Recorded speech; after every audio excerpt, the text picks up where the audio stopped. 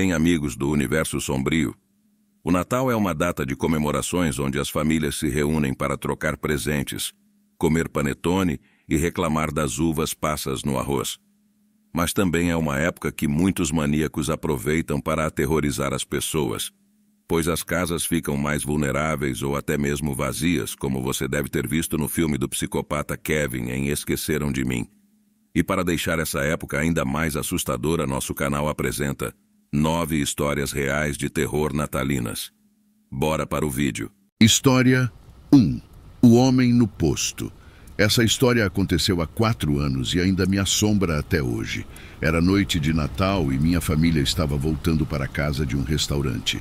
Ao contrário da minha família, eu não estava cansado, então a viagem de 45 minutos parecia interminável. Além disso, minha irmãzinha não parava de reclamar que sua amiga não havia lhe dado nada de presente de Natal. Viagens com a família assim ficam gravadas na memória de todos, apenas olhando pela janela, ouvindo alguma música monótona ou clássica, ouvindo os irmãos reclamarem e tendo que suportar o cheiro de suas respirações fedorentas durante toda a viagem. É como uma viagem de ônibus para prisioneiros ou algo assim, é involuntária, vagamente abusiva e excessivamente angustiante em nossas mentes. Depois de cerca de 20 minutos de viagem, meu pai parou em um posto de gasolina para comprar cigarros e minha irmã, meu irmão e minha mãe desceram para ir ao banheiro. Fiquei no carro porque já tinha ido antes de sairmos e também seria o único momento de paz que teria pelo resto da viagem. Sem conversa fiada, sem música ruim, sem mastigar lanches no carro. Assim que todos saíram, decidi jogar no meu celular. Não foi uma grande vitória em termos de tempo gasto, mas aproveitei o que podia. Olhei para o relógio do carro e vi que haviam se passado 10 minutos. Então imediatamente me perguntei por que todos estavam demorando tanto. Assim que espiei pela janela do carro, vi um homem encarando nosso carro. Ele estava um pouco distante, praticamente do outro lado do estacionamento, mas não tinha como errar. Toda a sua atenção estava focada diretamente para minha janela. O homem me assustou, pois eu não sabia há quanto tempo ele estava observando. O que o tornou ainda mais perturbador é que ele tinha um rosto simples e sem expressão. Era difícil distinguir qualquer característica porque estava bastante escuro e ele não estava em nenhuma parte iluminada do posto. Ele tinha cerca de 1,70 m e parecia ter meia idade. Assim que ele percebeu que eu o notei, começou a caminhar na direção do carro. Eu estaria mentindo se dissesse que não estava assustado. Felizmente, meu pai voltou com o restante da família assim que o homem deu alguns passos. Meu pai se desculpou, disse que tinha discutido com o caixa. Eu não me importei, apenas fiquei aliviado por meu pai estar de volta. Dei outra olhada no homem do lado de fora. Ele ainda estava me encarando, mas dessa vez com uma expressão irritada no rosto. Partimos e pelo resto daquela viagem de carro não conseguia parar de pensar naquele sujeito. Isso não teria sido tão ruim se tivesse terminado ali, mas não foi o caso. Mais tarde naquela noite, eu estava assistindo ao YouTube enquanto todos estavam dormindo. Felizmente para mim, uma tempestade estava acontecendo. Eu gosto de tempestades, me fazem sentir calmo enquanto estou deitado na cama. Coloquei meu telefone de lado e aproveitei a atmosfera, mas isso não durou muito. Ouvi algo se chocar contra a janela. Olhei e quase caí da cama. Pensei que um pássaro tivesse batido na janela. Abri as persianas e o que vi me assombrou. Vi um homem parado ao lado dos carros dos meus pais olhando para cima em direção ao meu quarto. Ao olhar mais de perto, quase tive um ataque cardíaco. Era o mesmo homem que vi no posto de gasolina. Desta vez, quando nossos olhos se encontraram, ele sorriu. Gritei o mais alto que pude. Meu pai desceu correndo as escadas e entrou no meu quarto. "Por que diabos você está gritando?" ele disse. Eu contei sobre o homem e expliquei tudo o que havia acontecido antes. Meu pai pegou um taco de beisebol e mandou eu chamar a polícia. Depois de 10 minutos, a polícia apareceu em frente à nossa casa e acabou encontrando o homem dentro da nossa garagem. Ele foi preso e essa foi a última vez que o vi. No dia seguinte, meu pai e eu inspecionamos a casa e descobrimos que a maçaneta da nossa porta dos fundos estava danificada, mas não completamente quebrada. Isso me dá uma sensação arrepiante, como se ele realmente tivesse conseguido entrar e poderia ter nos matado. História 2. O estranho bate à porta. Era a véspera de Natal e eu estava no primeiro ano do ensino médio. Minha família já estava separada há algum tempo e normalmente alternamos entre o dia de Natal e a véspera de Natal a cada ano. Neste ano, eu havia voltado mais cedo da festa de Natal dos meus avós, enquanto todos os outros estavam na casa dos meus tios celebrando outra festa. Acho que esse tipo de celebração dispersa é mais comum do que pensamos, especialmente no Brasil, onde muitas famílias são divorciadas e não passam todos os feriados na mesma casa, mas os dividem como se fossem apostas em um salão de jogos. Você precisa argumentar pelos feriados que deseja e também para aqueles que planejam pular. É agitado, mas é o que chamamos de normal. Quando fui deixado em casa, meus primos se ofereceram para ficar comigo por algumas horas, mas eu recusei. Eu pensei que poderia assistir a alguns dos meus filmes favoritos na Netflix e ter um tempo sozinho em casa, o que é raro, especialmente durante as festas. Normalmente, estamos apertados em um único carro ou navegando por uma casa cheia de tios e tias que normalmente não vemos.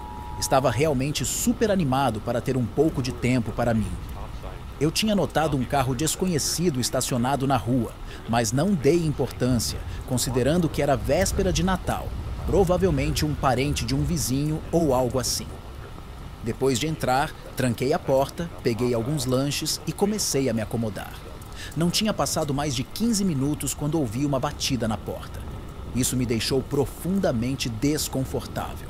Qualquer pessoa que deveria voltar para esta casa definitivamente teria sua própria chave, todas elas. A ideia de alguém batendo implicava que não morava aqui. É difícil explicar o que estou tentando dizer, mas imediatamente soube que essa pessoa provavelmente não era boa. Lembrei-me daquele carro solitário estacionado na rua. De qualquer forma, levantei-me e fui até a porta. Talvez fosse minha avó com os braços cheios de sobras, algo inocente e totalmente normal. É engraçado como isso acontece quando somos jovens. A voz mais velha e razoável em nossa cabeça gritará todo tipo de alertas e avisos, apenas para a voz menor e mais familiar anular e dizer: "Não, por que você não dá uma olhada, só por precaução?" Fui até a porta, mas fiquei parado por 1 minuto esperando. Se fosse alguém da família, bateria novamente e chamaria, ou deslizaria a chave na fechadura. Nenhuma dessas coisas estava acontecendo. Em vez disso, ouvi outra batida simples de 3 partes, a coisa mais desconcertante do mundo. Desbloqueei a porta e a abri apenas uma fenda para ver um homem parado lá fora, cabelos escuros, óculos, ligeiramente acima do peso e vestido casualmente. Ele não parecia representar ameaça, mas meu estômago afundou. Definitivamente não era minha avó. Era um estranho, alguém que eu nunca tinha visto antes. Não conseguia imaginar o que diabos o trouxera à minha porta na noite de Natal.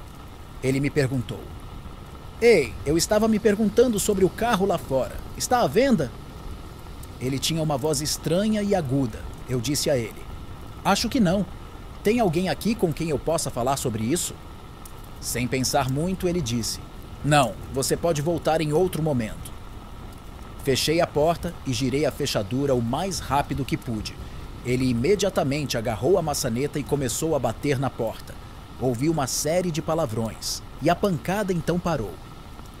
Agora, aterrorizado, eu estava rastejando no chão em direção ao telefone, esperando que ele não pudesse me ver através de uma de nossas janelas. Então, ouvi outros barulhos. Nossa casa tinha essa porta de garagem aberta, que levava à lavanderia, onde a fechadura da porta estava quebrada e ninguém se incomodava em consertá-la. Havia algum tipo de barulho louco acontecendo entre a porta da frente e a entrada da garagem. Pensei por um segundo que havia 2 deles, e então o cara na porta apenas me distraiu. Agora, o segundo cara estava prestes a arrombar a entrada da garagem e me matar antes que alguém chegasse em casa. Foi então que ouvi um homem gritar e vi o homem pela janela correr de volta para seu carro e dirigir embora. A agressiva confusão que eu tinha ouvido era meu tio. Ele havia estacionado na rua e caminhado até a casa. Ao longo do lado distante, ele viu o cara parado na porta. Meu tio pegou um taco de beisebol, saiu correndo e interceptou o cara a tempo, assustando-o. Quem sabe o que teria acontecido se ele não tivesse chegado em casa a tempo?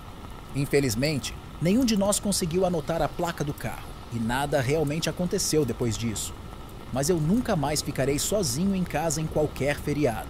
História 3. O ritual na casa abandonada. Apenas para dar um pouco de informação de fundo, eu cresci no interior do Rio Grande do Sul, onde quase todo o trabalho era sazonal. Sempre havia muitas famílias argentinas passando pela cidade durante as estações, geralmente relacionadas ao verão. Elas chegavam à cidade e ocupavam absolutamente todos os aluguéis e abriam todas as propriedades na cidade. A economia literalmente bombardeada por 3 meses seguidos, talvez até 4, e então o ciclo mudaria mais uma vez. Essas famílias passariam geralmente 2 ou 3 vezes por ano antes do verão chegar, e então todas se mudavam. O turismo era o que movimentava o ciclo de vida da cidade.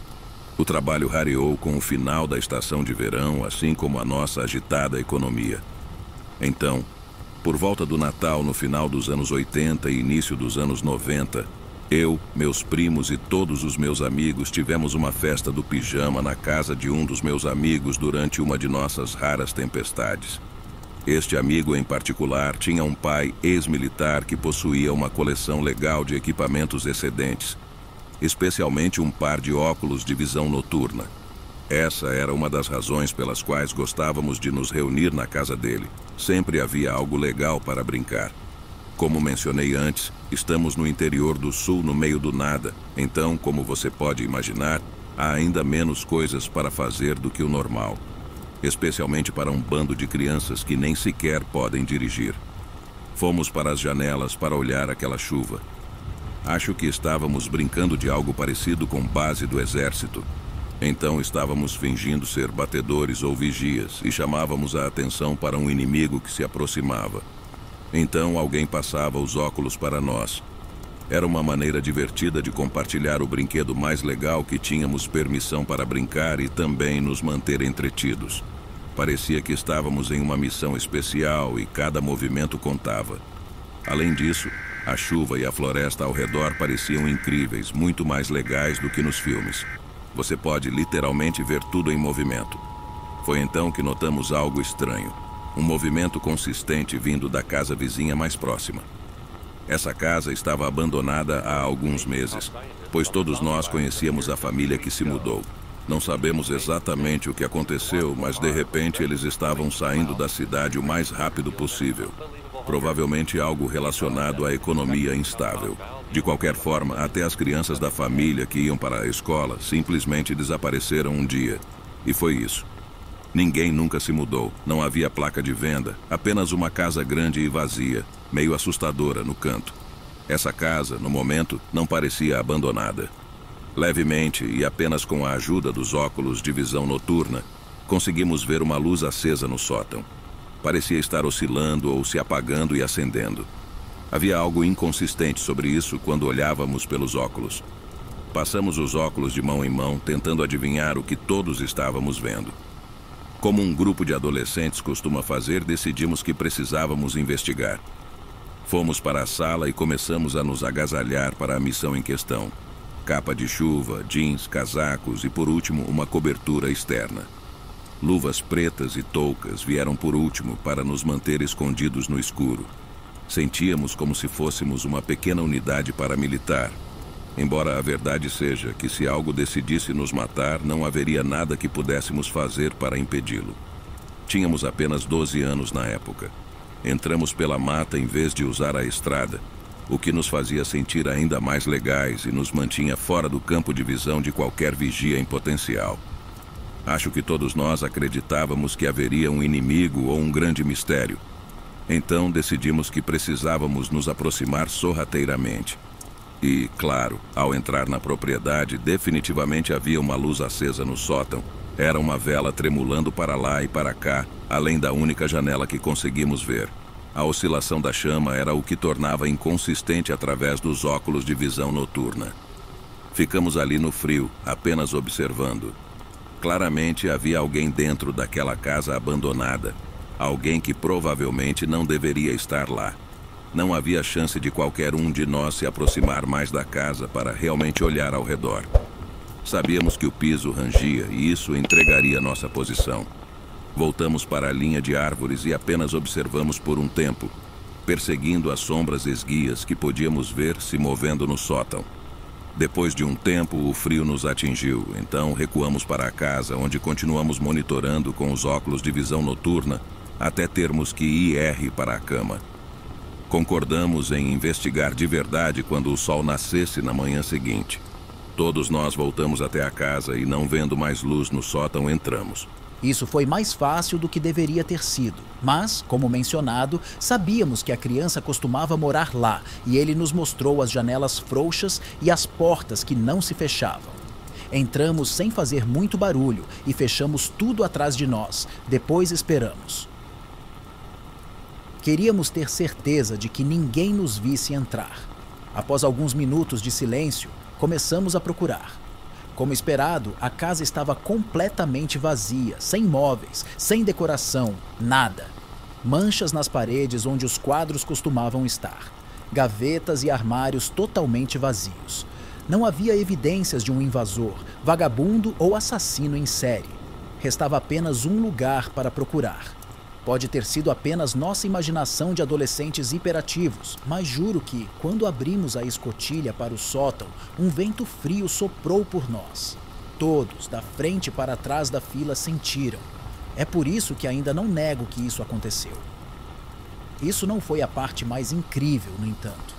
À medida que subimos para o sótão, percebemos que era tão vazio quanto o resto da casa, exceto por uma característica central. Bem no meio do sótão, havia um cordeiro sacrificado ensanguentado pregado a uma cruz. Aqueles de nós que entraram na frente no sótão tiveram uma visão completa. O cheiro era horrível e lá, aos pés do crucifixo, havia um par de velas apagadas. Corremos de volta pela escada, depois pelo corredor, atravessando qualquer saída que achássemos adequada. Ninguém se incomodou em fechar nada depois disso. Fizemos uma corrida pela mata de volta para a casa do nosso amigo. Fomos direto para o pai dele e contamos a ele. Este é o mesmo pai militar com todo o equipamento irado. Estávamos realmente radiantes de poder contar a ele. Ninguém estava mais preparado do que o cara com metralhadoras e óculos de visão noturna. No entanto, ele não teve a reação que queríamos. Ele riu muito e nos disse para esquecer. Só depois de 20 minutos de súplicas sem fôlego é que ele começou a ouvir. Explicamos tudo o mais detalhadamente possível, desde a noite passada até agora, exatamente o que tínhamos visto. O pai do nosso amigo colocou uma pistola na cintura e depois foi até a propriedade. Ele fuçou por 1 minuto antes de voltar apressado e chamar a polícia. Houve uma grande história, um grande relatório, e não deu em nada. Como eu disse no início, por causa da natureza da cidade em que vivíamos, sempre havia pessoas estranhas passando, o que significava que coisas estranhas estavam sempre acontecendo por lá. Também tivemos a infelicidade de ter nossa aventura ser classificada como uma histeria satânica. Então eles realmente não quiseram investigar a fundo. Meu primo diz que acha que talvez tenha algo a ver com a seita estranha que existia na cidade ou algo assim. Mas a parte mais assustadora para nós é que quase entramos na casa durante o que quer que fosse aquele ritual. Poderia ter sido nós pregados naquele crucifixo. História 4. Quero meu PlayStation 4. Naquele Natal eu queria um PlayStation 4 quando foi lançado originalmente. Eu tentei tudo para conseguir um o mais rápido possível. As lojas americanas estavam tendo uma liquidação na Black Friday. Fiquei na fila esperando para pegar um. Eu não estava nem perto e com sorte o suficiente para realmente conseguir um dessa forma, no entanto. Então eu tentei comprar um online. E por mais que eu quisesse um, as pessoas na Amazon que estavam revendendo estavam pedindo muito mais e eu simplesmente não podia pagar. Depois de vários dias tentando o meu melhor e encontrando uma maneira de conseguir um, Cheguei à conclusão de que simplesmente não ia acontecer. Foi então que pensei ter encontrado um pouco de sorte. Passando pelo Mercado Livre, descobri que alguém estava vendendo seu PlayStation 4 por não mais que o preço original de compra do console. Claro, eu estava cético. Não conseguia entender por que eles fariam isso. Além disso, achei que, sendo tão procurado como o console estava, alguém teria reclamado imediatamente. Eu imediatamente enviei um e-mail para o vendedor e informei que estava muito interessado e esperava que ainda o tivessem. Fiquei surpreso ao receber uma resposta imediata. Eles de fato ainda tinham o PS4 e estavam dispostos a vendê-lo para mim. Pediram meu endereço para poder trazê-lo até mim. Eu estava hesitante e perguntei se não seria melhor nos encontrarmos em um local público. Eu não estava muito inclinado à ideia de alguém ir até minha casa. Ele me disse que estaria muito ocupado durante todo o dia e que não poderia manter um compromisso em público. Seria muito melhor se ele viesse até minha casa. Eu ainda não estava muito empolgado com a ideia, mas realmente queria aquele PlayStation 4. Concordamos, e então passei meu endereço para o cara. Pensei que seria mais seguro do que eu ir até o dele. Toda essa negociação ocorreu por volta das 9 da manhã. Eu estava muito feliz e ansioso para ter aquele console. Minha ansiedade só cresceu enquanto eu esperava esse cara aparecer. Na verdade, não só comecei a esperar por ele, como esperei por um longo tempo. As horas passaram e comecei a pensar que ele não viria. Por volta das 2 da tarde, fiquei realmente impaciente. Tentei enviar um e-mail para o cara perguntando onde ele estava. Anteriormente, eu recebia respostas muito rápidas dele, mas dessa vez não recebi nada. Por volta das 6 horas, perdi toda a esperança. Pensei que, provavelmente, ele recebeu uma oferta melhor de outra pessoa e simplesmente não quis me contar. Eu estava mais decepcionado do que consigo expressar. Era triste não conseguir o item da loja, mas eu poderia aceitar isso. Mas eu estava tão perto de ter um nas mãos e não consegui o PS4. E isso foi a coisa mais assustadora que já aconteceu comigo. Brincadeira. Pelo resto da noite, continuei procurando no Mercado Livre por um novo PS4 que estivesse dentro do meu orçamento. Não conseguia encontrar nada como antes e sabia disso. Tinha perdido o dia inteiro e a noite com essa busca. Já era meia-noite e eu não tinha nada para procurar naquele dia. Me preparei para dormir e foi quando ouvi algo. A princípio, descartei, pensando que fosse minha imaginação. Então, ouvi novamente. Alguém estava batendo na minha porta. Caminhei até a porta e olhei pela janela. Havia um cara lá fora. Perguntei quem ele era e ele se identificou como o cara que tinha o PS4. Pediu desculpas por estar tão atrasado e disse que tinha se enrolado durante o dia. Em seguida, perguntou se eu tinha o dinheiro. Abri minha porta, mas mantive a porta de tela fechada. Disse a ele que tinha o dinheiro, mas não via se ele tinha o console consigo. Perguntei se ele trouxe o PS4. Ele me disse que estava em seu carro. Disse para eu pegar o dinheiro e ir até o carro com ele, que pegaria para mim. Avisei que não estava realmente confortável em ir até lá. Ele disse, tudo bem. Olhei por cima do ombro dele e vi que alguém estava no carro esperando. E ele manteve as mãos no moletom o tempo todo que estava falando comigo. Havia algo mais do que apenas a mão dele lá. Disse a ele que pegaria minha carteira e voltaria. Ele protestou enquanto eu fechei a porta na cara dele e a tranquei. Estava muito desconfiado com isso. Fui até o telefone para chamar a polícia e, assim que fiz isso, ouvi um forte impacto na minha porta da frente. Depois de alguns momentos, vi o carro sair rapidamente. Quando fui verificar se ele danificou a porta, quase desmaiei ao ver uma faca cravada nela. Eu estava certo. Ele definitivamente tinha algo no moletom. E fico feliz por não ter ido até o carro com ele. Isso aconteceu durante o auge da loucura do assassino da Black Friday. História 5. iPhone na Black Friday de Natal. Normalmente eu não saio para fazer compras de Natal na Black Friday. Eu sei que há ofertas a serem aproveitadas, mas a quantidade real de pessoas que conseguem é bem baixa. Às vezes, parece que mais golpes surgem do que qualquer outra coisa. Eu saí na Black Friday uma vez e honestamente a experiência me impediu de sequer considerar fazê-lo novamente. Isso foi há alguns anos. O grande presente de Natal naquele ano era um iPhone 15. Supostamente iria esgotar rapidamente. Meu sobrinho realmente queria um.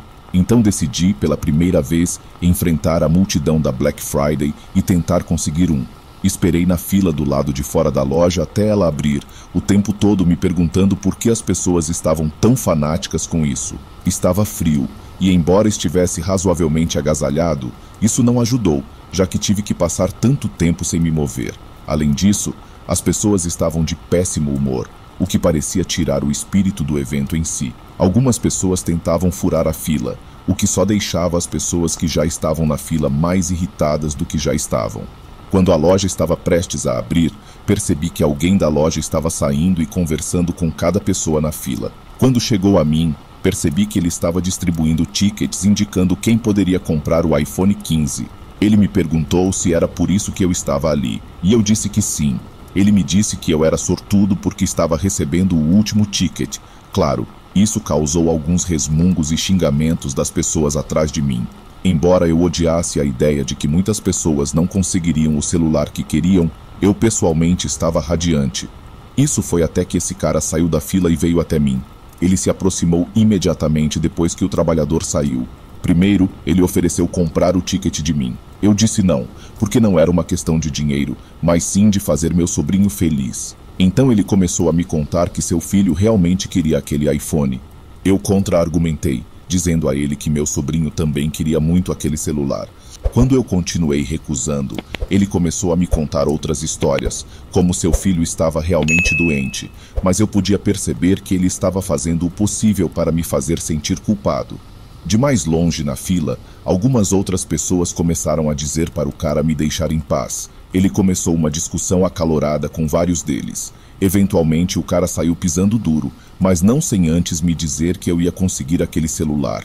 Tentei não pensar nisso. Entrei, peguei o iPhone 15 e fiz mais algumas compras. Achei que já que tinha passado tanto tempo do lado de fora, deveria tentar fazer o máximo possível. Quando terminei na loja, voltei para o meu carro. Coloquei todas as compras no porta-malas e depois fui até a livraria no shopping para pegar mais alguns itens. Quando comecei a voltar para o carro pela segunda vez, parei quando percebi que o homem de antes estava encostado no meu carro agora. Comecei a me sentir tenso, sabendo que esse cara ia me confrontar novamente. Ele era muito maior que eu, mas decidi que não podia deixar que ele me intimidasse. À medida que me aproximava do meu carro, ele notou e sorriu. Ele tirou algo do bolso e eu pensei que ele estava pegando a carteira, mas só levou um momento antes que eu visse que era uma faca de bolso e ele a abriu. Eu imediatamente parei. Não conseguia imaginar que esse cara seria tão estúpido a ponto de tentar me ameaçar ou esfaquear em um estacionamento movimentado, mas também não queria testar essa teoria. Virei rapidamente e corri de volta para a loja onde comprei o celular. Informei o segurança da loja sobre o que aconteceu e eles rapidamente me acompanharam até o meu carro. O homem tinha sumido, mas eu ainda estava abalado. Fiquei mais abalado quando notei as marcas de faca na fechadura do meu porta-malas, que agora também estava amassado. Havia também arranhões profundos na janela do lado do motorista. Por razões óbvias, eu nunca mais fiz compras na Black Friday novamente. História 6. Papai Noel não existe. Sou professor de escola primária. As férias de fim de ano acabaram de começar e estou me sentindo super alegre. Mas antes das férias, algumas crianças estavam falando sobre seus presentes e o Papai Noel. Isso me fez pensar sobre quando parei de acreditar no Papai Noel, que é a história que vou compartilhar com todos vocês. Porque quando se trata de descobrir sobre o Papai Noel e que ele não é real, tive uma experiência bastante única e aterrorizante. Eu adorava o Natal e ainda adoro, mas quando criança, eu absolutamente não conseguia dormir na véspera de Natal. Tentei espiar o Papai Noel 1 milhão de vezes. Esperava meus pais irem dormir para tentar sair. Eles sempre me pegavam, exceto em um ano. Eu estava na 2ª série, então provavelmente tinha 7 anos. Lembro-me da minha melhor amiga na escola dizendo algo como finja estar dormindo. Então seus pais vão dormir mais rápido e será mais fácil sair para encontrar o Papai Noel. Perfeito. Então, a véspera de Natal chegou. Eu estava cheio de ansiedade e lembro-me do conselho da minha amiga. Comecei a agir com sono antes mesmo de a história de Natal terminar. Não sei quão boas eram minhas habilidades de atuação, mas foram boas o suficiente para que meu pai dissesse que deveria me levar para a cama. Eu concordei e permiti que ele me carregasse. Quando meu pai saiu do quarto, Acho que esperei apenas alguns momentos antes de sair da cama e sentar-me ao lado da porta. Estava ouvindo todos os indicadores-chave de que a casa estava dormindo. O que mais me lembro é de quanto tempo demorou. Acabei cochilando. E quando acordei, os ruídos da casa haviam diminuído. Pensei que meus pais já deveriam estar em seu quarto por tempo suficiente. Então decidi que era hora de agir. Abri a porta com tanta graça, escorreguei para fora e comecei a subir até a sala de estar. Uma combinação de andar na ponta dos pés e deslizar até que eventualmente alcancei nosso sofá. Mergulhei no sofá, levantei as cortinas e depois me enrolei em um cobertor, espiando pela janela à procura do Papai Noel. Estava chovendo e eu jurava que ouvia sinos de trenó, mas não via ninguém. Tive um pensamento angustiante. Talvez ele já tivesse vindo. Saí do cobertor e das cortinas. Olhei para a árvore de Natal e as meias. Fiquei me perguntando se deveria ter deixado minha cama mais tarde, se o Papai Noel já havia chegado. Revirei o cobertor e as cortinas e olhei novamente para a árvore e as meias, quando algo horrível aconteceu. Uma figura se aproximou das sombras. Eu congelei. Uma figura alta, vestida de vermelho e branco, se aproximando da árvore de Natal. Meus olhos se arregalaram e eu estava paralisado pelo medo. Aquela era uma visão que eu nunca esqueceria, mas não era o Papai Noel. Era meu pai, usando um gorro de Papai Noel, tentando ser silencioso e surpreender-me. O que era para ser uma surpresa alegre para mim, se transformou em um susto terrível. Ele percebeu a expressão de terror no meu rosto e tentou explicar que só queria fazer uma surpresa. Mas o estrago estava feito. Aquele momento foi o fim da minha crença no Papai Noel, e meu coração ainda estava martelando de susto. De lá para cá, o Natal nunca mais foi o mesmo para mim. Mas agora, eu posso rir dessa experiência e até mesmo compartilhá-la com meus alunos. Afinal, todos nós temos nossas histórias sobre quando descobrimos que o Papai Noel não era real. História 7. O Papai Noel sequestrador. Naquela véspera de Natal, eu estava espiando pela janela. Foi quando eu vi aquele homem estranho, com um saco nas costas. Ele está andando, embora sem trenó e sem renas, mas eu não sou exigente, é o Papai Noel. Percebo que ele vai passar bem pela minha casa, mas ele está olhando para todos os lugares, para todas as casas e todas as janelas. O que ele está procurando, penso comigo mesma. Então ele para abruptamente, dá outra olhada em todas as casas antes de seus olhos pousarem em mim. Ele me vê. Eu estou extasiado, começo a acenar animadamente, tentando muito não gritar. Ele acena de volta e depois olha ao redor antes de começar a caminhar em direção à minha janela. À medida que ele se aproxima, percebo que ele tem um saco consigo, e eu presumo que está cheia de presentes. Ele fala ou sussurra a frase: "Você quer vir dizer oi para o Papai Noel, querida?" Eu balanço a cabeça afirmativamente. Ele aponta para a porta da frente. Eu deixo a janela e caminho até a porta, onde há outra janela comprida que vai até o chão. Eu assisto enquanto o Papai Noel tenta abrir a porta, mas está trancada. Estendo a mão para a fechadura, destrancando a porta, e ele tenta novamente do outro lado da porta. O ouço dizer: "Está bem, querida, você só precisa destrancar a outra fechadura, a do puxador da porta." Tento fazer o que ele está me dizendo, mas por algum motivo não consigo segurar a fechadura. Meus dedos pequenos continuam escorregando. O Papai Noel então me diz que está tudo bem. Basta ir até a porta dos fundos. Brilhante. Eu me arrasto até a porta dos fundos e espero pelo Papai Noel. Ele vira à esquina, a luz do deck dos fundos se acende e o Papai Noel está totalmente iluminado. Lembro-me de pensar: uau, o Papai Noel é muito mais jovem do que eu pensava. E mais magro também. As luzes pareciam assustá-lo. Ele quase correu para longe até que me viu de pé ali. Então ele se apressou em direção à porta, me dizendo para ser rápida. Ele disse que tinha algo especial para mim, mas que precisava ir depois. Ele se inclinou para baixo e estava alcançando algo dentro de suas costas. Eu destranquei a porta de correr de vidro. Empurrei as mãos contra o vidro e comecei a empurrar a porta, andando na direção que eu precisava abrir. Vou observar que, mesmo hoje, esta porta é difícil de abrir ou fechar se estiver em um ângulo errado. Mas, aos 7 anos, era quase impossível. Assim que ele se virou, ouvi a porta começar a ceder e assim que isso aconteceu, a casa foi preenchida com esse som horrível de alarmes. Retirei as mãos da porta, tampei os ouvidos e olhei para o Papai Noel. Agora ele parecia apavorado. Percebi que ele estava segurando algum tipo de corda em uma mão e uma sacola na outra. Ele largou a sacola e tentou abrir a porta de correr sem problemas. Ele então se virou para mim, mas antes que eu pudesse reagir, fui levantada por minha mãe. Meu pai chutou o Papai Noel diretamente no peito, fazendo-o recuar vários metros, caindo de lado. Foi tudo o que vi antes de minha mãe me levar correndo de volta para o quarto deles e trancar a porta. Minha mãe me disse que eu nem mesmo chorei naquele momento, o que faz sentido, pois não me lembro de ter chorado ou ficado terrivelmente chateada. Pelo menos não até depois, quando meus pais explicaram que o homem que veio à nossa casa não era o Papai Noel. Meu pai continuava dizendo coisas como ela ainda acha que ele é real. Claro, ela tentou deixar o cara entrar. Foi quando comecei a chorar enquanto a polícia ainda estava lá. O que aconteceu com o cara? Ah, ele escapou. O cara saiu assim que conseguiu se levantar e meu pai nem se incomodou em persegui-lo porque havia pegado a carteira do cara. A polícia estava no telefone e o cara deixou a sacola para trás. Aquela sacola não estava cheia de presentes. Meu pai me disse que estava cheia de corda, como a que o homem estava segurando. Havia fita adesiva, doces, ferramentas diversas, como um martelo, muitos sacos plásticos e roupas aleatórias. Sim, é horrível. Aterrorizante, mas felizmente ele foi pego alguns minutos depois que saiu de nossa casa. É bastante difícil não perceber o cara correndo pela cidade vestido de Papai Noel. No final, eu perdoei meus pais por arruinar a magia que é acreditar no Papai Noel, porque, você sabe, eles salvaram minha vida. História 8. Crime de Natal. Sou detetive de polícia e, infelizmente, os assassinos e maníacos não tiram férias no Natal.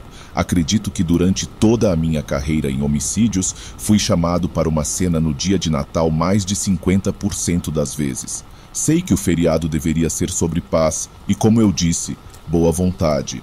Mas há algo sobre essa época do ano que traz o pior das pessoas. Não sei se é o álcool ou as tentativas de fabricar felicidade, mas para algumas pessoas as rachaduras realmente começam a aparecer nas festas, e o suficiente dessas rachaduras e estruturas inteiras desabam, às vezes com consequências fatais. Foi o que imaginei ter acontecido em um caso que peguei no início de 2022. Eu e meu parceiro chegamos a esta casa no condomínio em Alphaville, um lugar agradável com 4 quartos, todos decorados para as festas. Havia uma mulher deitada na entrada com 3 feridas ao redor do pescoço e dos ombros. Ao passarmos por ela, vimos que a porta da frente estava aberta. No corredor, o marido estava deitado de costas com uma única ferida abaixo do queixo e seus miolos espalhados pelo teto e pelo chão atrás dele. Espalhados por todo o chão acarpetado das salas da frente da casa, tão esquisitamente decoradas que poderiam ter sido a capa de um cartão de Natal, havia dezenas de folhas de papel impresso. Começamos a coletar, fotografar e analisar cuidadosamente essas folhas, mas acho que mal tínhamos começado antes de entender o que havia acontecido. Os pedaços de papel mostravam capturas de tela de conversas de mensagens de texto, threads de e-mails e outras evidências variadas de infidelidade conjugal. A esposa estava tendo um caso, o marido descobriu e apresentou todas as evidências para ela na manhã de Natal, tudo embrulhado em um grande laço vermelho e branco. Acho que ela tentou fugir, mas o marido estava armado, o que significa que ela mal chegou à metade da entrada antes de ser baleada até a morte. Então, uma vez que ele percebeu o que havia feito, ele apontou a arma para o próprio queixo e puxou o gatilho. Parecia ser um caso bastante simples, desencadeado por uma esposa infiel. Mas, à medida que passamos pelos procedimentos para montar nosso arquivo de evidências, começamos a notar algumas inconsistências assustadoras. Primeiramente, e isso tende a ser o caso na maioria das investigações de homicídios contemporâneas, tentamos localizar os celulares dos falecidos, tanto da vítima quanto do agressor. A menos que um crime seja totalmente espontâneo, um telefone pode ser um tesouro de evidências, seja pesquisando como se livrar de um corpo ou ameaçando abertamente a vítima futura por mensagens de texto. Sem dúvida, também precisávamos corroborar as impressões com o que estava realmente no telefone da esposa. No entanto, logo ficou evidente que nem o celular do marido nem o da esposa estavam em lugar algum.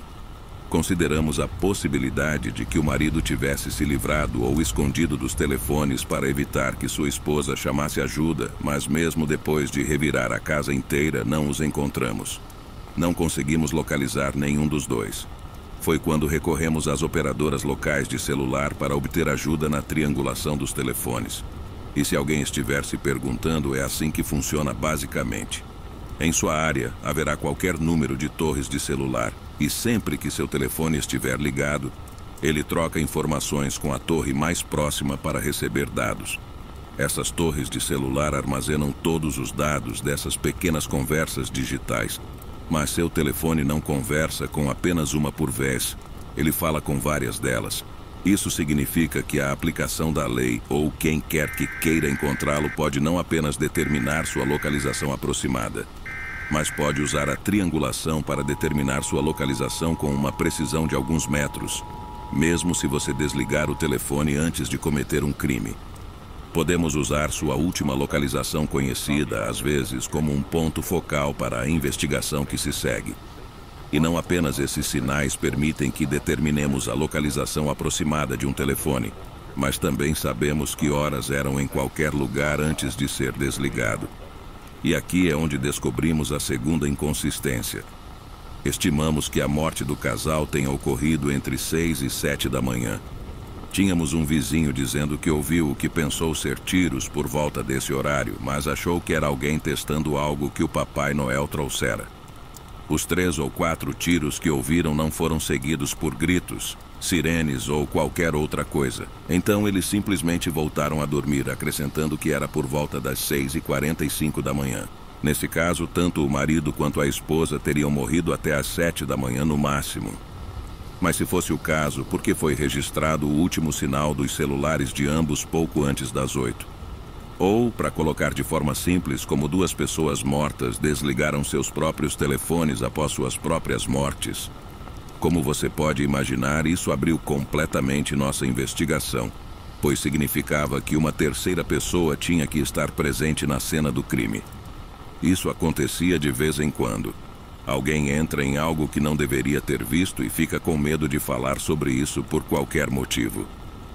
Mas colocar nossa terceira pessoa na cena exatamente no mesmo momento em que os 2 telefones pararam de se comunicar com as torres de celular sugeriu algo tão arrepiante quanto incomum. Depois dessa tragédia, alguém passou pelos corpos, desligou seus telefones e os levou consigo por razões desconhecidas. Nesse ponto, estávamos esperando mais reviravoltas, mas não precisamos esperar muito. Inicialmente, quando se tratava de análise balística, tudo parecia correto. A arma encontrada na mão do marido era definitivamente a mesma usada para atirar em sua esposa e depois nele mesmo. Havia também resíduo de pólvora no queixo dele, assim como no cano da arma, o que significava que ela foi disparada a queima-roupa contra o queixo dele. Suas impressões digitais estavam no gatilho e no cabo da pistola. No entanto, 2 coisas chamaram a atenção dos nossos especialistas em balística como suspeitas. As impressões digitais no cabo eram consideravelmente mais fracas do que as do gatilho, o que significa que não há dúvida de que ele puxou o gatilho, mas, se o fez, foi com uma pegada incomumente suave no cabo da arma. Embora não seja impossível disparar uma arma assim, não há como ele ter conseguido atirar em si mesmo dessa forma sem ficar com resíduos de pólvora na mão que segurava a arma. E nesse momento tivemos oficialmente um homicídio em nossas mãos. Foi um pequeno deslize, um detalhe que poderia até ter passado despercebido em uma investigação menos profissional, mas não nos passou despercebido e, como eu disse, mudou absolutamente tudo em relação à nossa cena do crime. De certa forma, escolher a manhã de Natal para cometer um duplo assassinato exibia um tipo distorcido de genialidade. Cometer o mesmo assassinato em um prédio de apartamentos urbano mesmo no dia de Natal faria com que metade da cidade fosse testemunha até o final do dia. Mas matar 2 pessoas às 6 da manhã nos subúrbios e o melhor que tínhamos era uma pessoa que ouviu os tiros, ninguém estava acordado para ver ou ouvir algo de real significado. E tendo deixado para trás nada em termos de evidências forenses, nosso assassino era pouco mais que um fantasma. Eles até usaram a própria arma do marido para realmente tentar nos despistar, E embora fôssemos espertos o suficiente para entender o que estávamos vendo, não tivemos a sorte necessária para rastrear nosso perpetrador. E não me entenda mal, tentamos o nosso melhor absoluto para identificar quaisquer veículos suspeitos entrando ou deixando a área. E empregamos pelo menos meia dúzia de outras técnicas investigativas extensas para tentar ter uma ideia de com quem estávamos lidando. Mas cada vez voltamos de mãos vazias. O caso eventualmente esfriou. Oficialmente falando, ainda está em aberto. E pelo que eu vi, foi investigado por alguns outros detetives, cada um esperando ser o responsável por resolvê-lo. Mas assim como nós, seus esforços se mostraram infrutíferos e a cada vez foi jogado de volta nos casos arquivados, aguardando algum jovem ambicioso e inexperiente aparecer e se perder nisso tudo de novo. Agora, com base na experiência, assassinos de aluguel são algo que detetives de homicídios raramente encontram. As pessoas se matam por todos os tipos de razões, mas raramente matam estranhos por grandes somas de dinheiro não rastreável. Francamente, eu me sinto mais perturbado por aqueles que matam parentes ou cônjuges para receber dinheiro do seguro. Eu consigo entender quase conseguir puxar o gatilho em um estranho, mas meu filho ou minha esposa não por todo o dinheiro do mundo. Dito isso, ver evidências de algo que beira uma lenda urbana foi arrepiante. Muito arrepiante. Foi a única vez que vi uma encoberta sofisticada. Uma que funcionou o suficiente para nos fazer procurar no lugar errado por tempo suficiente para um assassino escapar impune. Isso me faz questionar quantos outros casos são da mesma forma. Alguém desaparece ou morre repentinamente enquanto está sozinho ou em risco, ou potencialmente talvez tirando a própria vida. Quantos casos são rotulados como um acidente trágico quando na realidade são tudo menos isso? História 9. O psicopata de Natal. Em meu último ano do ensino fundamental, que é o 9º ano para todos os brasileiros que estão lendo, tivemos um garoto novo chamado Claudinei. Obviamente, não posso falar pela escola de ninguém, mas imagino que seja mais ou menos o mesmo em todos os lugares. Um garoto novo se junta à sua escola e é um pouco reservado e tímido no início, por razões óbvias, mas depois de alguns dias de assimilação, eles são adotados por um indivíduo ou incorporados a um grupo de amigos pré-existente. Mas esse não foi o caso com Claudinei. Desde o início, as crianças começaram a dizer que Claudinei cheirava mal. Isso foi confirmado por quem sentava ao lado dele na sala de aula, nas assembleias ou na hora do jantar. Ele não fedia, não era insuportável nem nada assim, mas lembro-me de sentir o cheiro dele em certo momento e apenas sentir pena dele. Eu tinha apenas 14 anos, mas era velho o suficiente para saber que se esse garoto cheirava mal, definitivamente havia algo errado em sua vida em casa. Acredito que muitas crianças provavelmente sentiram o mesmo, mas ninguém queria se aproximar dele com medo de ser rotulado como o amigo do garoto fedido.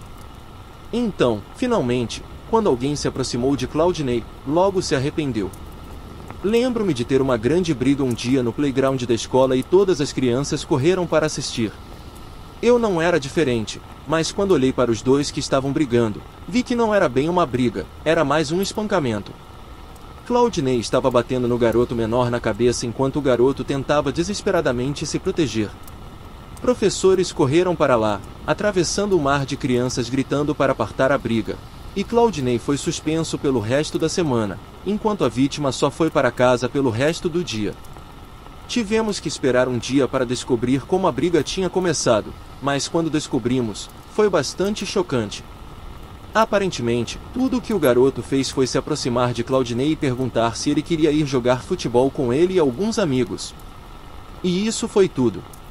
Nada foi dito em resposta. Claudinei simplesmente começou o ataque e começou a bater no garoto. Isso foi bastante aterrorizante, para ser honesto. Mesmo nessa idade, meio que sabíamos que Claudinei era meio psicopata se essa era a reação dele a um convite amigável. E quando ele voltou para a escola no início da semana seguinte, todos o evitaram como se fosse a peste. Essa fase foi ainda mais deprimente do que o período depois que ele apareceu pela primeira vez. Ele obviamente tinha ganhado uma conversar com os pais e o diretor, provavelmente incentivando-o a fazer mais esforços para fazer amigos, mas, nessa fase, esse barco já havia zarpado. Todos estavam aterrorizados por ele, então qualquer tentativa de se enturmar era quase instantaneamente rejeitada. Lembro-me de crianças dizendo coisas como, ele está legal agora, mas por quanto tempo até surtar e atacar de novo? E foi assim que Claudinei permaneceu sem amigos, apesar de qualquer tentativa que ele fizesse para mudar isso.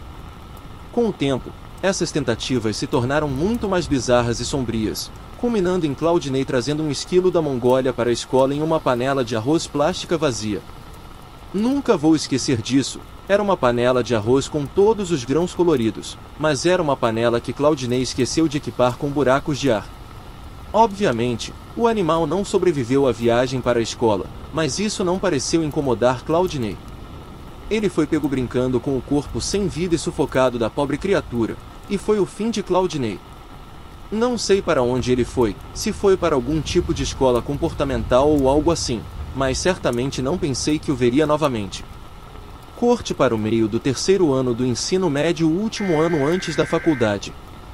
É o último ano em que fazemos exames, então obviamente é bem importante. Então, em meados de outubro, acho, tivemos um novo aluno a aparecer em nosso grupo, presumivelmente tendo se mudado de outra escola para poder fazer seus exames na nossa, em vez de onde ele estava antes.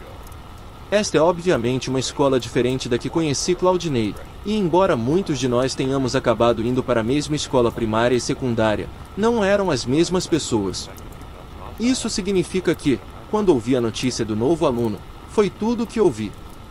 Não percebi quem era até realmente colocar os olhos nele. Era Claudinei, uma versão de 17 anos do psicopata que brincava com um esquilo morto em sua mesa durante o intervalo do almoço. E ele cresceu para ser, como meu pequeno sobrinho diz, um carinha muito grande. Como você pode imaginar, a notícia de quem era o novo aluno se espalhou pela escola como fogo, e assim como aconteceu todos aqueles anos atrás, os rumores sobre como ele era tiveram todos evitando ou andando em ovos sempre que ele estava por perto. Ele era assustador naquela época, mas agora ele tinha cerca de 1,80 e facilmente 100 quilos. Eu sei que continuei falando sobre o quão triste tudo isso é, mas realmente sinto a necessidade de tocar nisso novamente.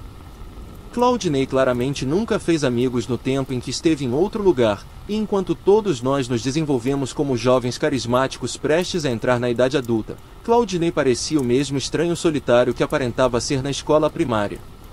Mas, então, assim como da primeira vez que ele entrou em nossa escola, qualquer simpatia que as pessoas tinham por ele rapidamente evaporou quando ele começou a agir como um idiota total com todos. Nos últimos 2 anos do ensino médio, eu estava tendo esse tipo de paquera vai ou não vai com uma garota chamada Laura. Acabamos ficando juntos por um tempo depois de sairmos da escola, mas enquanto estávamos lá, acho que estávamos apenas com vergonha de admitir que gostávamos um do outro. Então insistimos que éramos apenas amigos enquanto saíamos juntos praticamente o tempo todo. Enfim, um dia, Laura vem até mim durante o intervalo e me conta que está com um problema. Linford havia seguido para casa na noite anterior e ficou do lado de fora de sua casa até que seu pai saiu para afastá-lo. Lembro-me do sentimento de apreensão crescendo enquanto ela falava, porque eu podia ver o que ela estava prestes a me pedir a partir de 1 quilômetro de distância. Ela queria que eu abordasse Claudinei e dissesse a ele para parar de segui-la para casa. Agora, vou ser honesto, Claudinei me assustava, mas esse medo foi de alguma forma sobrepujado pelo que eu considerava ser um tipo de paixão por Laura. Então, possivelmente contra meu melhor interesse, eu disse a ela que teria uma conversa com ele. No final do dia, quando chegou a hora de Laura ir para casa, decidi acompanhá-la. Foi um pouco fora do meu caminho para casa, mas, como eu disse, parecia valer a pena para mostrar o quão bom amigo eu era, também conhecido como namorado. Começamos a caminhar e, o que você sabe, Claudinei apareceu de repente atrás de nós, inconfundível com seu cabelo preto e o característico olhar estreito. Claudinei aparentemente precisava de óculos, mas nunca os usava. No momento em que o vi, parei, disse a Laura para esperar à frente e voltei para confrontar Claudinei. Perguntei se ele estava seguindo Laura para casa, mas ele nem sequer olhou para mim. Tudo o que fez foi sorrir um pouco e tentar passar por mim. Em resposta, eu andei com ele para o lado, dizendo a ele que não achava que Laura queria que ele a seguisse para casa. Cara, você deveria parar. Novamente, ele apenas me ignorou, mas pude perceber que ele estava se irritando. Então, dei alguns passos para longe dele e perguntei mais uma vez se ele achava que seguir uma garota para casa era uma ideia ruim. Ele não respondeu imediatamente, e eu estava prestes a fazer outro apelo para ele parar de nos seguir quando, do nada, ele desferiu um soco em mim e errou. Eu sei que parece um pouco bobo olhando para trás, mas lembro-me de perguntar a ele: quem é o seu problema? Seus olhos ficaram arregalados, ele apontou um dedo para mim e gritou: Você é o meu problema. Pensei que ele ia se lançar sobre mim ali mesmo, mas ele não fez isso. Em vez disso, virou as costas e foi embora na direção de onde tinha vindo. Lembrando que esta foi minha primeira interação real com Claudinei. Nunca tínhamos falado antes, nem mesmo na escola primária, por qualquer motivo. Mas então, pela maneira como ele falou comigo, parecia que éramos arqui-inimigos há anos ou algo assim. Suponho que, olhando para trás, ele me ressentia por ser tão próximo de Laura, então pensei nele apenas como o garoto que era um pouco estranho e triste. Ele vinha desenvolvendo um ódio total por mim há semanas.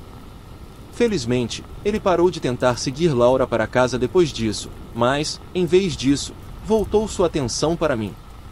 Claudinei me lançava olhares de morte sempre que nos cruzávamos, e, para ser honesto, isso realmente me preocupava um pouco. Ele costumava ler abertamente este livro sobre serial killers, e os professores nunca fizeram nada a respeito, porque suponho que tecnicamente ler significava que ele estava se educando, e eles provavelmente não queriam desencorajar isso. Mas isso fez com que eu e todas as pessoas com quem eu convivia pensássemos que Claudinei poderia realmente fazer alguma coisa no nível de serial killer e me matar a machadadas nos corredores um dia. Quero dizer, estávamos meio brincando sobre isso, mas a outra metade estava legitimamente preocupada, e quando as férias de Natal chegaram, eu estava mais do que feliz por ter uma pausa do olhar de morte diário. Mas, no último dia de aula, Claudinei tentou me seguir para casa. Eu deveria ter apenas tentado bater nele, qualquer coisa para impedi-lo de me seguir, mas eu não sou esse tipo de pessoa. Naquela época, eu não era um durão, e até hoje não sou. Então, a ideia de eu tentar brigar com esse cara que era muito mais alto e mais largo do que eu é simplesmente risível. Felizmente, Claudinei também não parecia querer brigar. Mas, ao mesmo tempo, não havia nada que eu pudesse fazer sobre ele me seguir. Ele manteve sua distância, mas obviamente queria que eu soubesse que estava me seguindo, porque ele não estava exatamente tentando se esconder ou algo assim. Tentei perdê-lo andando em círculos pelo parque local, mas não importava o que eu fizesse, seja correr por um campo ou mudar de direção repentinamente, ele conseguia perceber para onde eu tinha ido e me seguir. Quando cheguei em casa, realmente pensei que tinha conseguido perdê-lo, mas quando olhei por cima do ombro para verificar uma última vez antes de entrar pela porta da frente, lá estava ele. Me senti enjoado, não porque ele me superou ou porque exibiu um tipo de dedicação ao estilo Michael Myers para rastrear meus movimentos, mas porque senti que estava colocando minha família em risco. Quase comecei a me arrepender de ter defendido Laura da maneira que fiz, porque sabíamos que o pai dela poderia lidar com a situação. Ele era um grande construtor assustador, enquanto meu pai, bem mais parecido comigo, não um lutador em nenhum aspecto e definitivamente sem chance contra um Claudinei de 17 anos. Lembro-me de guardar isso para mim, o que foi incrivelmente tolo em retrospecto. Em primeiro lugar, eu pensava que acabaria sendo punido por criar problemas na escola e trazê-los para casa. Em segundo lugar, eu sabia que mencionar Claudinei para meus pais lançaria uma sombra escura sobre nós durante todo o Natal. Eu estava terrivelmente ansioso, mas, à medida que os dias passavam e nos aproximávamos do Natal sem incidentes, comecei a pensar que Claudinei poderia simplesmente me deixar em paz. Acontece que eu estava certo. Claudinei não planejava fazer nada comigo ou minha família, mas o mesmo não podia ser dito para Laura, na véspera da véspera de Natal, ou seja, 23 de dezembro. Lembro-me de ter ficado na cama muito mais tarde do que o habitual e acordei com várias ligações perdidas no meu telefone, cada uma delas de Laura.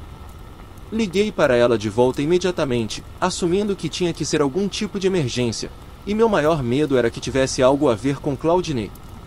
E mais uma vez, por acaso, eu estava certo. Ela perdeu minhas primeiras chamadas, mas me ligou de volta bastante rápido e basicamente disse: espero que esteja sentado confortavelmente porque tenho uma história para você. Você viu, na noite anterior, todos na casa de Laura estavam na cama quando o pai dela foi acordado por um barulho vindo lá de baixo. A casa de Laura na época era alta e magra, com sala de TV e jantar no térreo, quarto dos pais e banheiro no primeiro andar e os quartos das duas crianças no último andar. Laura disse que não ouviu nada até muito mais tarde, mas seus pais ouviram e, quando acordaram, ouviram algo vindo do quintal. O pai de Laura olha pela janela de trás e vê uma pessoa vestida toda de preto carregando uma mochila e tentando literalmente empurrar as portas do pátio deles. O pai de Laura se armou com um taco de beisebol que ele mantinha embaixo da cama, enquanto sua mãe chamava a polícia, e juntos eles assistiram a essa figura escura tentar e falhar repetidamente em empurrar as portas do pátio. Suponho que fosse uma tentativa de entrar na casa o mais silenciosamente possível. E tendo visto essas portas do pátio pessoalmente, sei que elas abrem para fora e para dentro. Minha ideia é que havia uma possibilidade real de que, se alguém tivesse se esquecido de trancar a porta bem, a pessoa poderia ter conseguido acesso à casa quase em completo silêncio. De qualquer forma, como era um crime em andamento, como eles dizem, a polícia chegou rapidamente, se esgueirou pelos fundos e derrubou o intruso e nesse momento o pai de Laura desceu para dar uma ajuda. Mas, Laura disse que tudo que ele ficava repetindo era: deixe-me dar uma olhada nele, deixe-me dar uma olhada nele. Assaltantes são depressivamente comuns nesta época do ano, com toda a sorte de presentes caros de Natal apenas esperando embaixo de várias árvores. Acho que foi provavelmente o primeiro pensamento de todos, mas então a ficha caiu para o pai de Laura antes de cair para ela, porque foi só quando ele disse: deixe-me dar uma olhada nele que ela percebeu quem poderia ser, ou melhor, quem era. Ela disse que teve calafrios no momento em que o pai disse: sim, é ele. Ele esteve aqui algumas semanas atrás depois de seguir minha filha para casa. Era Claudinei.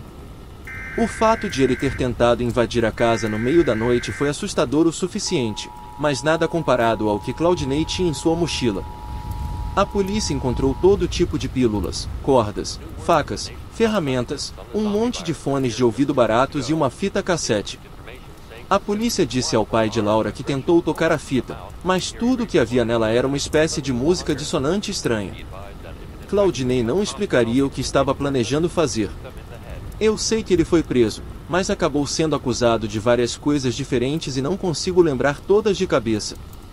Sei que ele foi acusado de tentativa de invasão, mas depois houve outras acusações envolvendo conspiração para fazer todo tipo de coisas diferentes. Acho que sequestro foi uma, e lesão corporal grave foi outra, mas depois havia coisas variadas lá também, por causa de toda a porcaria que ele tinha na mochila. Algo como conspiração para administrar venenos, algo assim. De qualquer forma, independentemente, Claudinei acabou fazendo um ato de desaparecimento pela segunda vez, para o nosso alívio, e se ele conseguiu fazer seus exames, definitivamente não foi em nossa escola. Às vezes, eu me pergunto se ele acabou indo para uma prisão para e por quanto tempo, porque, se dependesse de mim, ele estaria em algum tipo de hospital psiquiátrico para receber um tratamento adequado. Ele estava tão claramente errado desde o início que faz sentido pensar que ou havia algo errado com ele ou ele vinha de uma família super bagunçada com sei lá que tipo de pais. Eu sinceramente espero que ele tenha recebido algum tratamento real para o que estava errado com ele, em vez de apenas piorar até que eu acabe vendo na primeira página de um jornal por algo realmente terrível que ele tenha feito. A coisa mais estranha é que, às vezes, penso que essa coisa pode envolver a mim. Ele já havia aparecido 2 vezes na minha vida, por que não uma terceira? E se ele piorou com a idade, como será se eu de repente me deparar com ele numa rua escura uma noite? Suponho que eu nunca saberei as respostas para essas perguntas, mas o que sei é que, se eu encontrar com o Claudinei, vou correr quilômetros na direção oposta só para evitar problemas. Gostou do nosso conto de hoje? Então comente, compartilhe, curta, inscreva-se e ative as notificações. Quer colaborar conosco? Envie sua história e a produziremos no canal. O próximo conto pode ser o seu.